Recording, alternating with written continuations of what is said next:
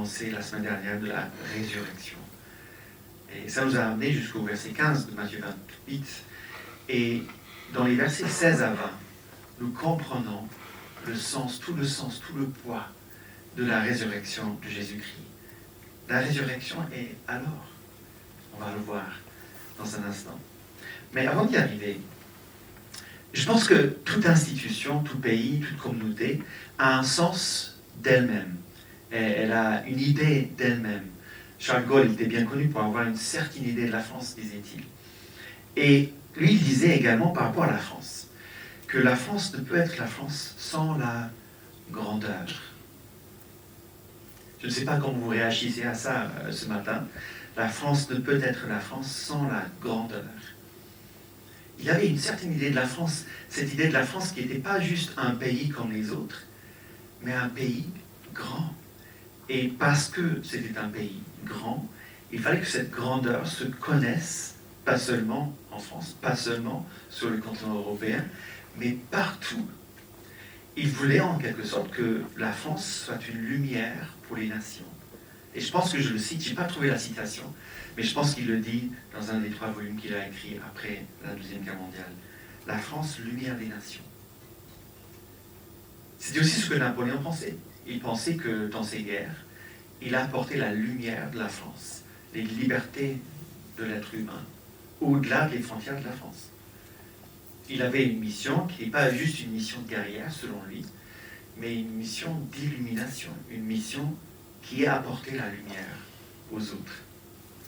Je pense qu'on retrouve un peu de ça dans notre président actuel, Emmanuel Macron. Regardez ce qu'il dit lorsqu'il est élu.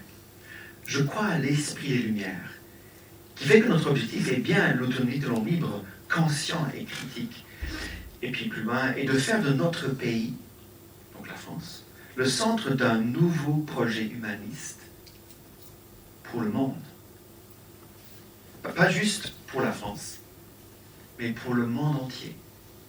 Être l'esprit des Lumières. Macron, on peut penser que c'est un peu fort de penser comme cela, mais il s'inscrit dans une lignée de penseurs français, de penseurs politiques français, qui pensent à peu près la même chose. La France est une grande nation. Elle a de grandes idées.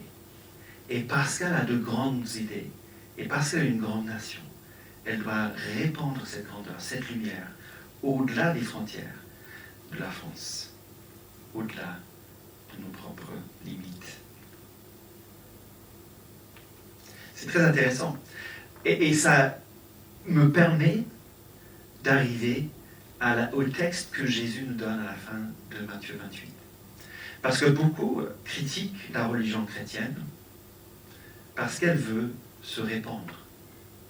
Elle veut que d'autres découvrent la foi chrétienne, en voient la grandeur et en quelque sorte se convertissent à cette vérité-là. Et peut-être vous êtes là et vous découvrez un peu la foi chrétienne, et c'est une des choses que vous avez en tête, que ce n'est pas une bonne chose de vouloir convaincre les uns et les autres de la foi chrétienne. Mais dans ce que je viens de dire par rapport à la France, on vient de voir que la France elle-même, ce n'est pas une religion, mais elle veut répandre sa vérité. Elle veut répandre sa grandeur. Elle veut être la lumière des nations. Elle veut être l'incarnation d'un projet humaniste, selon Macron, pour le monde. Et moi, je pense que ça va. Moi, je pense qu'on peut avoir ces prétentions-là. On peut écouter, entendre cela. On peut se dire, oui, pourquoi pas, et après juger les choses sur les mérites du projet proposé. Il n'y a pas de mal à avoir un projet qui a une étendue mondiale. La seule chose qui serait mauvaise serait d'avoir un mauvais projet pour le monde. Un projet qui n'avait pas de sens. Un projet qui faisait du mal aux uns et aux autres. Mais un projet bienveillant. Un projet bienfaisant. Un projet qui fait du bien. Un projet qui prône l'amour. Voilà un projet que l'on pourrait imaginer vouloir répandre vouloir présenter aux uns et aux autres, vouloir inviter les uns et les autres à accepter comme le leur. Et donc c'est son complexe aucun que je vous lis les paroles du texte que nous avons devant les yeux ce matin. Matthieu 28, versets 16 à 20. Les 11 disciples allèrent en Galilée sur la montagne que Jésus avait désignée. Quand ils le virent, ils l'adorèrent, mais quelques-uns eurent des doutes. Jésus s'approcha et leur parla ainsi. « Tout pouvoir m'a été donné dans le ciel et sur la terre. Allez, faites de toutes les nations des disciples.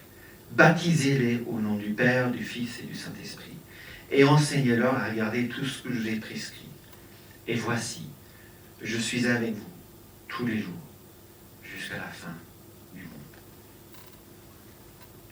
On va voir en 4 parties ce matin une communauté qui adore, un Seigneur transcendant, une communauté qui témoigne, un Seigneur immanent. Et ces 4 choses découlent directement de la bonne nouvelle de la résurrection de Jésus-Christ, et on le verra dans un instant. Les paroles que je viens de lire, beaucoup de chrétiens les connaissent sous le titre du Grand Ordre Missionnaire. C'est des textes bien connus, c'est des citations c'est un peu le best-of de Matthieu, et c'est une citation bien connue. Mais Matthieu n'a pas l'intention d'en faire une citation isolée. Il n'a pas écrit cela pour qu'on en fasse un slogan. Non, on est censé lire ce passage comme l'aboutissement de tout l'évangile de Matthieu. L'aboutissement de tout ce que Jésus est, tout ce que Jésus a fait, tout ce que Jésus a dit, tout ce que Jésus entend accomplir dans la bonne nouvelle, selon Matthieu. Mais nous sommes dans l'évangile de Matthieu depuis juste avant Noël. C'est l'aboutissement ici de tout ce que Jésus vient faire dans sa naissance. C'est l'aboutissement de tout ce qu'il vient faire lors de son baptême. C'est l'aboutissement de tout ce qu'on a vu dans l'accomplissement de la loi. Vous vous rappelez que Jésus dit qu'il veut non pas abolir la loi, mais accomplir la loi. Voici comment il entend accomplir la loi, par cet ordre missionnaire qu'il vient de donner à ses disciples. C'est aussi l'aboutissement, et je pense que ça c'est très intéressant à souligner, d'un enseignement de Jésus au milieu de l'évangile de Matthieu, dans Matthieu 16 au verset 18. Dans l'évangile de Matthieu, au verset 18 du chapitre 16, Jésus dit « Je bâtirai mon église, et les portes du séjour des morts ne prévaudront pas contre elle. » Et la question que nous avons à la fin de l'évangile de Matthieu, en voyant tout ce que Jésus a promis de faire, dans sa naissance et dans son baptême et dans son enseignement, et notamment dans cet enseignement-là, et par sa résurrection, mais comment est-ce qu'il va le faire pratiquement? Quel est le plan? Pratiquement, concrètement, qu'est-ce que Jésus va faire pour bâtir son Église, pour accomplir la loi, pour montrer la pertinence de sa résurrection? Comment est-ce qu'il va s'y prendre? Et la réponse, c'est dans les versets que nous avons vus. C'est cette communauté qui adore, ce Seigneur transcendant, cette communauté qui témoigne. C'est ce Seigneur immanent que nous avons à adorer. Et donc, du coup, une communauté qui adore. Les 11 disciples viennent vers Jésus, comme il leur a demandé. Une fois encore, Jésus les rencontre sur une montagne. Il a enseigné sur une montagne au chapitre 5. Il leur a révélé sa gloire sous le mont de la Transfiguration au chapitre 17, juste après la citation sur l'Église. Il a porté sa croix jusqu'à une colline appelée Golgotha au chapitre 27. La montagne chez Matthieu, c'est important. C'est aussi pour cette raison qu'on a appelé notre Église Église la montagne. Non seulement la montagne dans le 5e, mais toutes les montagnes dans la Bible où Dieu se révèle, où Dieu vient à la rencontre des êtres humains. Et donc, ces 11 disciples viennent à sa rencontre sur la montagne, encore une fois. Et ces 11 disciples constituent justement cette Église en ébauche, cette Église que Jésus va bâtir, cette communauté qu'il va former pour accomplir pleinement la loi en son nom. Ils forment une communauté donc de fidèles, rassemblés autour de leur Sauveur, crucifié et ressuscité. Ils sont là pour écouter ses paroles, pour communier avec lui. Tout au long de l'évangile de Matthieu, ils se sont montrés lents à croire, imparfaits. On a vu que Pierre même l'a renié. Mais là, ils le sont. Et ils l'adorent. Et en même temps, Matthieu a l'honnêteté de nous dire que certains doutent. C'est une communauté de personnes qui adorent et qui doutent. Et je ne sais pas pour vous ce matin, où est-ce que vous vous situez dans la marche chrétienne. Peut-être que vous êtes là et vous n'avez aucun doute. Et vous n'avez jamais eu de doute par rapport à la foi. Et si c'est le cas, c'est dans un sens très bien. Dieu vous a donné une foi sincère, il vous a donné une foi non complexée, simple. Mais pour beaucoup, et je me mets dans le lot, la vie de foi n'est pas un long fleuve tranquille. Oui, on veut adorer Jésus. Oui, on veut adorer Dieu.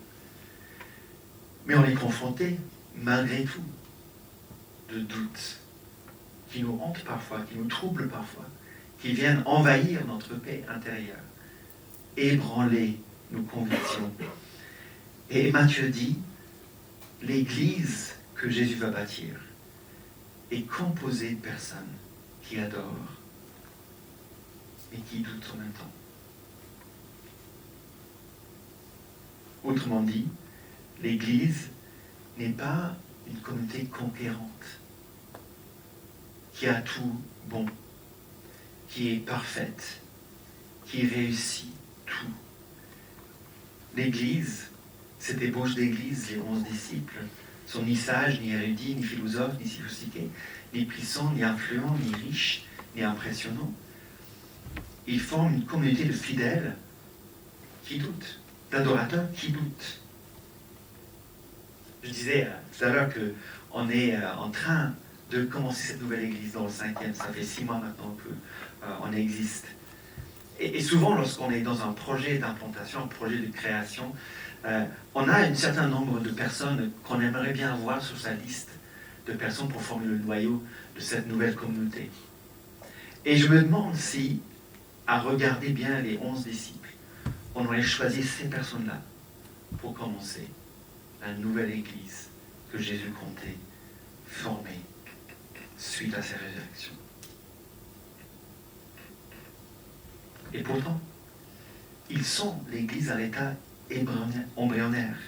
Ils sont représentatifs de l'église à travers tous les âges. Et cela m'encourage. Cela nous encourage ici et dans notre contexte d'implantation d'église ici en France. L'église protestante évangélique en France est petite. Elle représente moins d'1% de la population. Il y a environ 2700 églises comme celle-ci pour une population de 65 millions d'habitants, soit une église pour 29 000 personnes. Les sociologues estiment que pour un Français lambda puisse rencontrer quelqu'un capable de lui expliquer l'évangile de grâce, il faudrait au minimum une église pour 10 000 habitants. Nous sommes très loin de ce chiffre. Et cela signifie que des millions de Français naissent, grandissent, vont à l'école, vont à la fac, trouvent un emploi, se marient, rejoignent des associations, des équipes sportives, ont des enfants, des petits-enfants, et meurent sans jamais rencontrer un disciple de Jésus qui vit et témoigne de la puissance transformatrice de l'Évangile et de l'espérance de la résurrection.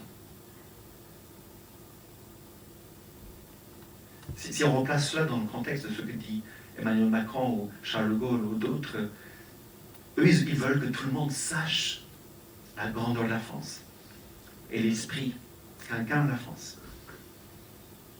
Nous voulons que chacun puisse accéder à la bonne nouvelle de Jésus-Christ. Et c'est pour cela que ce projet dans le 5e existe. Pour que le plus grand nombre puisse accéder à ce que je pense être la meilleure nouvelle qui soit. Jésus mort et ressuscité. En quoi ça change la vie, on va le voir dans un instant. Mais c'est comme ceci que Jésus entend propager, aller plus loin avec son projet, par l'Église imparfaite. Une communauté d'adorateurs qui doutent.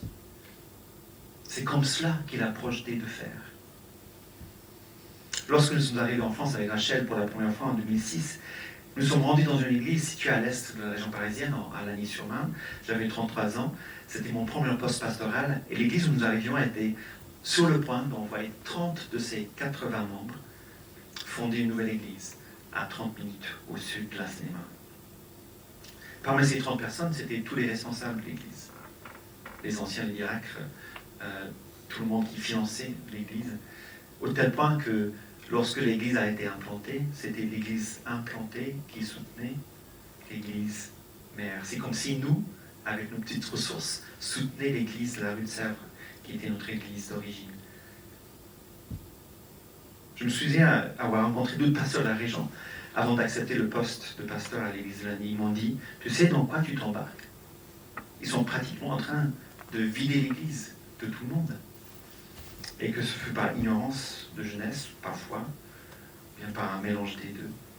J'ai répondu, nous disposons des mêmes ressources que nous avons toujours eues. La Bible, le Saint-Esprit. Et je pense que tout ira bien. L'Église en tant que communauté qui adore, mélangée de doutes. L'Église qui est une communauté qui, aux yeux du monde, ne vaut pas grand-chose. Un groupe de personnes que vous n'aurez pas peut-être inscrit sur votre liste pour être les membres clés d'une équipe. Et pourtant, c'est comme cela que l'Église a toujours été. C'est comme ça que Dieu a toujours conçu l'Église. Regardez ce que Paul dit dans 1 Corinthiens 1, les versets 26 à 27. Considérez, frères, comment vous avez été appelés. Il n'y a parmi vous ni beaucoup de sages selon la chair, ni beaucoup de puissants, ni beaucoup de nobles, mais Dieu a choisi les choses folles du monde pour confondre les sages. Dieu a choisi les choses faibles du monde pour confondre les fortes. En d'autres termes, Dieu a choisi l'Église pour vaincre le monde. Et moi, si je peux parler personnellement, j'ai observé avec émerveillement comment Dieu a rassemblé le groupe de personnes que nous sommes pour implanter cette église dans le 5e arrondissement de Paris. Il y a tellement d'histoires, de gens improbables qui rejoignent l'équipe. Des gens qui, sur le papier, peut-être, on ne l'aurait pas mis. Mais Dieu, dans sa sagesse, prend exactement les bonnes personnes. Il les met dans son église. Il les unit dans son plan et dans sa sagesse. Et moi, je crois que ce groupe de personnes ici est en train de témoigner d'une merveilleuse façon de la résurrection de Jésus-Christ, de l'espérance que cela porte. Une communauté de gens qui adorent bien parfaitement leur Seigneur. Et ce nous amène à notre deuxième point, le Seigneur transcendant. Cette communauté de personnes qui adorent se rassemble autour d'un Seigneur transcendant. Verset 18. Jésus s'approcha et leur parla ainsi. Tout pouvoir m'a été donné dans le ciel et sur la terre. Tout pouvoir m'a été donné dans le ciel et sur la terre. La résurrection est alors au moins ça. Au moins ça. Le Jésus qui a été crucifié, qui est ressuscité, est maintenant le Seigneur transcendant à qui a été donné tout pouvoir et toute autorité. Un théologien hollandais du siècle dernier a dit la chose suivante, Abraham Kuyper. Il n'y a pas un seul centimètre carré dans tout le domaine de notre existence humaine sur lequel le Christ, qui règne en maître sur tout, ne clame « c'est à moi ». Toute autorité, tout pouvoir lui a été donné. Et cela signifie que Jésus il peut prendre toutes ces personnes de partout en France et les rassembler comme il veut dans une communauté de personnes. Et cette communauté nouvelle peut témoigner ici dans le 5e de sa résurrection, de son amour, de ce qu'il est. Il a toute autorité dans les cieux et sur la terre. Il est le Seigneur transcendant et souverain qui fait exactement ce qui lui plaît. Cela peut provoquer des questionnements. S'il est vrai que Jésus a tout pouvoir, s'il est vrai qu'il a toute autorité, alors pourquoi le monde est tel qu'il est? On peut se questionner là-dessus. Et nous, à sa place, peut-être on aurait utilisé son pouvoir de manière différente. Les disciples, en l'écoutant, peut-être auraient dit, mais Jésus, si tu as tout pouvoir, si tu as toute autorité, peut-être tu pourrais renverser l'oppresseur romain, établir l'autonomie et le pouvoir politique de notre nation. Mais finalement, c'est pas ça qui intéresse Jésus. Et Jésus a dit dans Jean 18, « Mon royaume n'est pas de ce monde. Si mon royaume était de ce monde, mes serviteurs auraient combattu pour que je ne sois pas livré aux Juifs. Mais mon royaume n'est pas de ce monde. » Jésus a d'autres projets, d'autres priorités. Mais sachons constater, accepter que tout pouvoir, toute autorité lui a été donné et pas à nous. Nous sommes tentés de dire à Jésus, si j'étais à ta place, je ne ferais pas ça. Mais Jésus dit, tout pouvoir m'a été donné dans le ciel et sur la terre. Peut-être je dirais à Jésus, je commencerai par créer davantage d'églises en France. Si je me dirais, tout pouvoir m'a été donné dans le ciel et sur la terre. Ou bien, je ferai en sorte que les églises en France soient plus grandes et plus viables financièrement. Tout pouvoir m'a été donné dans le ciel et sur la terre. Peut-être je dirais, je rendrai la société dans un ensemble moins hostile à l'évangile, moins laïcard. Peut-être je n'aurais pas permis la persécution des protestants au XVIe siècle, qui a pratiquement anéanti l'Église en France à ce moment-là. Peut-être je n'aurais pas permis que la Révolution française soit aussi franchement anti-Dieu. Peut-être je n'aurais pas permis que la corruption au sein de l'Église détourne les gens de l'idée de Dieu et immunise les gens contre l'Évangile. Peut-être je n'aurais pas permis que la secte des Lumières balaye la France avec sa vision matérialiste et athée du monde. Peut-être je n'aurais pas permis que la révolution du mai 68 infecte l'ensemble du monde occidental, comme une sorte de virus, au point qu'il n'y ait plus dans l'esprit de la plupart des gens de vérité objective, de beauté réelle, de bonté authentique, de sorte que tout soit subjectif et contrefait, que tout soit sexualisé et dégradé, que tout ne soit qu'un jeu de pouvoir cynique où les forts dévorent les faibles. Peut-être j'aurais dit Jésus, j'aurais pas fait ça. Si j'étais moi le maître de l'univers, c'était moi le maître du temps et de l'histoire, je n'aurais pas fait comme ça. Mais Jésus me dit, tout pouvoir m'a été donné dans le ciel et sur la terre. Jésus est le souverain Seigneur. Il est transcendant. Ses voies ne sont pas nos voies. Ses pensées ne sont pas nos pensées.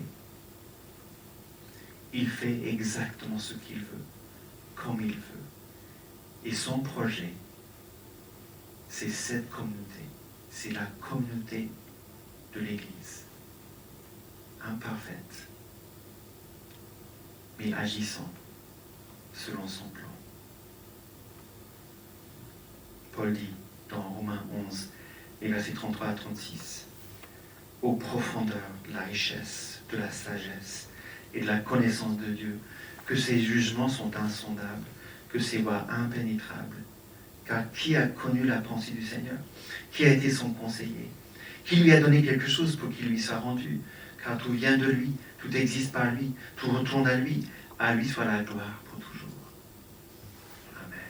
Il est le Seigneur transcendant, souverain, à part, à qui toute autorité a été donné. Il a l'intention donc de bâtir son Église suite à sa résurrection et de la bâtir à sa manière. Il a l'intention d'utiliser la communauté fragile qui adore et qui doute dans son autorité souveraine et transcendante pour susciter la repentance et la foi à un individu à la fois. Et ainsi créer sur toute la terre des communautés de disciples qui se mobilisent pour témoigner de leur foi. C'est notre troisième point. Une communauté qui témoigne. Allez sur la base de ma résurrection, allez sur la base de votre adoration, allez sur la base de mon autorité, de mon pouvoir. Allez donc, faites de toutes les nations des disciples, baptisez-les au nom du Père, du Fils et du Saint-Esprit, et enseignez-leur à garder tout ce que je vous ai prescrit. Parce que vous êtes cette communauté-là, qui adore bien que vous doutez, parce que vous êtes les témoins du souverain Seigneur, qui est transcendant, allez donc. Non pas par votre force, non pas selon votre programme, mais selon ce que Jésus nous dit dans ces versets. Et au centre de ce que Jésus dit, il y a l'Église. C'est ce que nous voyons dans ce passage. L'Église, c'est ce que Jésus a accompli dans le monde. Il n'a pas d'autre plan dans le monde en dehors de l'Église. Il bâtit son Église. Par son Église, cette communauté qui adore, qui doute, et d'envoyer dans le monde, mobilisée pour témoigner, mobilisée pour se multiplier. Et justement, c'est ce que nous voyons dans le Nouveau Testament. Après ce moment-là, qu'est-ce que les disciples ont fait? Ces 11 qui ont adoré, qui ont douté, qui ont entendu ces paroles, ils sont allés partout dans le monde, prêcher l'Évangile et implanter de nouvelles églises partout dans le bassin méditerranéen. C'est comme ça qu'ils ont obéi à ce grand ordre missionnaire. Ils ont obéi à leur maître. Et ils y vont comme ils sont censés aller. Faire de toutes les nations des disciples pour les baptiser au nom du Père, du Fils et du Saint-Esprit, pour leur enseigner à garder tout ce que Jésus a prescrit. C'est des disciples de toutes les nations. C'est le baptême pour tous ceux, toutes celles qui croient. Et l'idée derrière tout cela, c'est le discipulat. Être un disciple de Jésus. Alors, qu'est-ce qu'un disciple? Qu'est-ce qu'un disciple? C'est quelqu'un qui accepte personnellement la mort et la résurrection de Jésus et qui s'engage ensuite à vivre une nouvelle vie d'obéissance à Jésus au sein de l'Église locale. Tout est dans ces versets. Le baptême au nom du Père, du Fils, du Saint-Esprit, c'est la porte d'entrée dans l'Église. C'est le moment où une personne reconnaît son péché, reconnaît sa culpabilité, reconnaît son besoin d'un sauveur, et où dans un sacrement physique, symbolique, se réjouit de l'Évangile. Il fait une sorte de parole visible de l'Évangile. Le nouveau disciple est plongé sur l'eau pour représenter la mort et l'ensevelissement de Jésus pour ses péchés. Le disciple est relevé d'entre les eaux pour représenter la résurrection de Jésus. Le nouveau disciple symbolise ainsi son union avec Jésus, sa propre mort au péché, sa nouvelle vie en Christ, son entrée dans l'Église, son engagement à vivre sa foi dans tous les domaines de sa vie. Et puis ensuite, Jésus dit, ce disciple qui a cru, qui s'est fait baptiser, est maintenant appelé à vivre en obéissance à tout ce que Jésus a prescrit. Enseignez-leur à garder tout ce que j'ai prescrit. C'est exhaustif, c'est tout ce que Jésus a enseigné. À minima, cela veut dire que tout ce que Jésus a enseigné et commandé dans l'évangile de Matthieu doit être mis en pratique par les disciples de Jésus. On va revenir sur ces choses à partir de la semaine prochaine, dans le Sermon sur la montagne, Matthieu 5 à 7. Et dans ces versets, on va voir ce que Jésus pense de la colère. On va voir ce que Jésus pense du sexe, ce que Jésus pense du mensonge, ce qu'il pense de la vengeance, ce qu'il pense de l'amour, ce qu'il pense des offrandes, ce qu'il pense de la prière, de l'argent, de l'inquiétude, des priorités, du jugement. Tout cela, on va le voir dans le détail, dans le sermon sur la montagne. Et Jésus est en train de dire que ce que les disciples doivent faire maintenant, ceux qui adorent, ceux qui doutent, en reconnaissant la seigneurie absolue de Jésus, à qui tout pouvoir a été donné, c'est maintenant d'enseigner à obéir dans tous les domaines de sa vie à ces choses-là. Et c'est notre programme à partir de la semaine prochaine. Nous mettre au diapason de ce que Jésus enseigne, ce que Jésus pense de toutes ces choses-là. Et de vivre en disciple, à savoir vivre en obéissance à toutes ces choses, dans tous les domaines de la vie. Et le pari de Jésus, c'est que la résurrection se voit dans l'obéissance de cette nouvelle communauté de personnes qui lui obéissent. Que sa vie de ressuscité se voit et se vit dans la vie transformée de ses disciples. Voilà ce à quoi nous aspirons dans le 5e arrondissement de Paris. Que les gens, que nous, découvrent la vérité, la beauté, la bonté de l'Évangile. Que beaucoup viennent à la foi en Jésus. Que beaucoup se fassent baptiser. Que beaucoup entament une vie de disciple au sein de l'Église locale. Afin que cette communauté puisse témoigner de notre Seigneur transcendant et en même temps immanent. C'est notre dernier point. Jésus termine ce grand ordre missionnaire avec ces paroles. « Voici, je suis avec vous tous les jours jusqu'à la fin du monde. » Je suis avec vous tous les jours jusqu'à la fin du monde. Vous vous rappelez comment Matthieu a commencé son évangile? Il a parlé d'un enfant qui allait naître. Matthieu 1, 21, 23. Elle enfantera un fils, tu lui donneras le nom de Jésus, car c'est lui qui sauvera son peuple de ses péchés. Tout cela arriva afin que s'accomplisse ce que le Seigneur avait déclaré par le prophète. Voici que la Vierge sera enceinte. Elle enfantera un fils, et on lui donnera le nom d'Emmanuel, ce qui se traduit Dieu avec nous. Dieu sera avec nous pour notre salut, dans la personne de Jésus-Christ. Et maintenant, à la fin de l'Évangile, Jésus sera avec nous pour la mission. Le Dieu transcendant, Jésus à qui tout pouvoir a été donné, il promet d'être avec nous dans la mission qu'il nous a confiée tous les jours jusqu'à la fin du monde. C'est un défi, c'est un encouragement. Un défi parce que nous voulons accepter ce que Jésus dit sur parole. Et donc si vous êtes là et vous n'avez jamais pris le pas de confesser vos péchés, de mettre votre foi en Jésus, d'accepter Jésus comme il est, le Seigneur transcendant, immanent, crucifié et ressuscité, celui qui a tout pouvoir. C'est un défi parce qu'il faut l'accepter. Il faut regarder ce Jésus-là et accepter le témoignage de Matthieu. S'il est crucifié, s'il est ressuscité, alors il faut l'adorer, il faut lui obéir. C'est une invitation à chacun. Mais de l'autre côté de ce défi, il y a quelque chose de merveilleux.